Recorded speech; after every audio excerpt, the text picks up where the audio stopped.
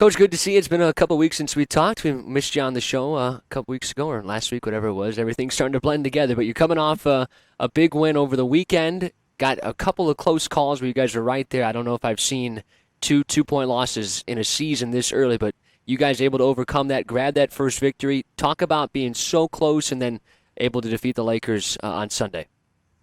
Yeah, our adjustments that we made against Michigan Tech, really proud of our team. But we got to learn how to finish games. And in both fourth quarters, between them and Lake State, we just didn't execute down the road. It was, shot selection, not getting stops. So those were things that we just had to clean up. And I think the game, the second game against Lake State, we showed up, and we were able to complete a game. We were able to finish it out. They even made a run at the end, and we were able to hold on and finish it out. And I think that gives our team confidence.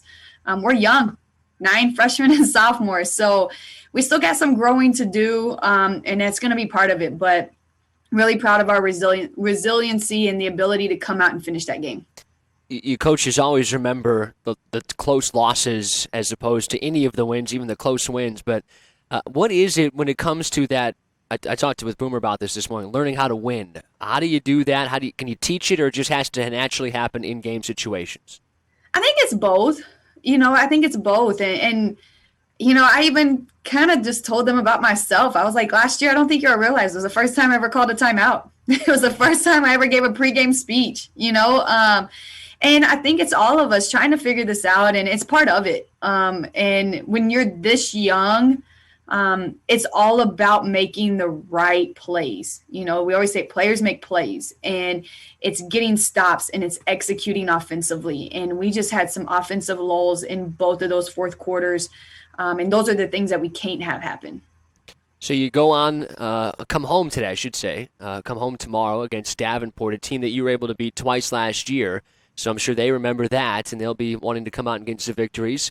Also, they dropped their first 3 games. They didn't play very well. If you look at their scores, they were beaten by a decent number of points in all 3 games, then kind of got it all together and got a close victory over the weekend themselves to break that streak. So what are you looking for from Davenport as they come to town tomorrow? Our conference is tough. These back-to-back games are fun. I told our commissioner the other day, I was like, I really like this because as a coach, you get to make adjustments quickly. And it's really about who can make the best adjustments. Davenport they're a tough team. They can get hot quickly.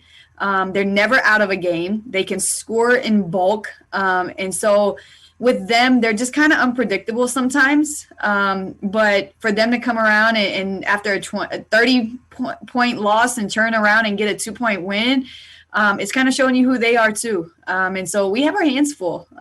We fight in every single game, but we got to get to a point where we are consistently winning these games. And we're not there yet. That's part of the process. So if we can get these games and start to show that, I think these kids can gain a lot of confidence. I was talking with Boomer earlier this morning about a couple of guys that have stood out for him, 2 newcomers, Mikel Cooper and Vince Miscavige. There's some newcomers on your team. Who has stood out in that group, and also maybe some of the returners that have been a big part of getting you real close to a couple W's and ultimately getting over that hump in your most recent game?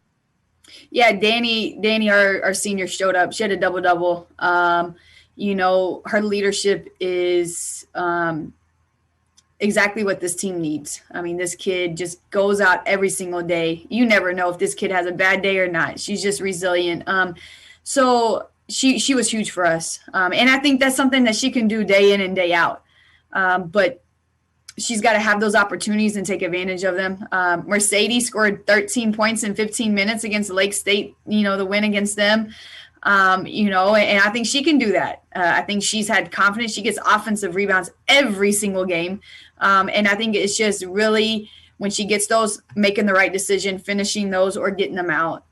So really excited about what our young kids are doing. But at the same time, they're freshmen. So they're going to make mistakes, and you just never know what's going to happen day to day. You got a lot of sophomores you mentioned as well, and there's the term we talked about, learning to win, but the cliche also with sophomores is sophomore slumps, and you got to kind of ride those waves too. You come back, everybody gets a scouting report after you come in that freshman year, and you got to make adjustments after they make adjustments too, and I think some of your players are finding that out as well. Yeah, absolutely. Survey is really figuring it out right now. There's a lot of attention on her, especially defensively. They're going to get after her. They know that the ball's going to go to her, and I think that's hard sometimes trying to figure out that adjustment. Okay, when do I attack? When do I don't? When do I try to take over a game? And I think she's just trying to figure that out. The one thing that I do love about her is that no matter if it was a bad quarter, bad half, she always keeps going. She always keeps trying to figure it out, and that's part of the process. I think Angel's really stepped up her game defensively. I mean, she had 18 points in that win against Lake State as well. So I think she's really taken control over the team and saying, hey, this is what I'm going to bring day in and day out. And her consistency has been huge for us. As you look at this weekend coming into, you're trying to grab your first home victories of the year. And when we last saw you, it was one of those close losses that we've mentioned. So we're hoping to turn the page this Friday. What do you have to do to get a pair of victories against Davenport like you got them last year twice? What do you have to do this weekend to get those? We got to get stops. And Kennedy and Taylor are huge in that area. Those are our defensive stoppers. Those are the ones that bring the energy defensively. And really rely on them. Our posts have to play great post defense. That's where we've kind of gotten in a little bit of trouble. It happened a little bit last year as well.